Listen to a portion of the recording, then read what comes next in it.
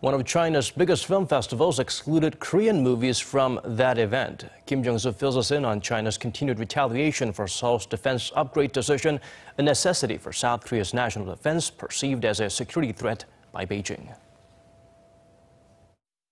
The Beijing International Film Festival announced last week that it will screen more than 500 movies this year.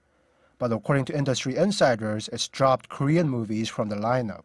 The festival runs from April 16th to 23rd and is supported and sponsored by the municipality of Beijing. But anti-Korean sentiment in China's film industry goes beyond the festivals. It turns out that not a single Korean movie was screened in Chinese theaters last year. Until 2015, the world's second-largest film market had regularly put on 3 or 4 Korean movies despite its stringent screen quotas. Also in recent years, Chinese travelers have been flocking to Korea, especially Seoul and Jeju-do Island. That is until Beijing started retaliating against South Korea for deploying the THAAD anti-missile system, something the Chinese authorities deny they're doing.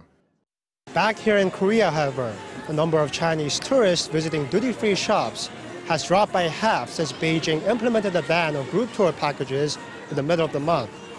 The number of Korean travelers booking their trips to China has also fallen by half.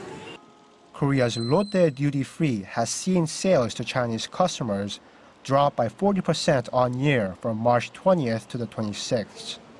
And local travel agency Hana Tour says the number of South Korean travelers booking trips to China for April has tumbled by 50% compared to last year.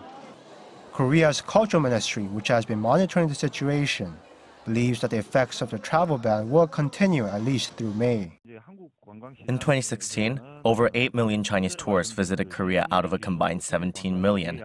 That's about 46%. We believe Chinese tourists will decrease by nearly half beginning April, and starting from that month, we will offer low-interest loans of up to 50 billion won, or roughly $45 million to selected companies in the tourism industry. The ministry also says it will use this difficult situation as an opportunity to diagnose its tourism infrastructure and expand travel routes to other countries, especially in Southeast Asia.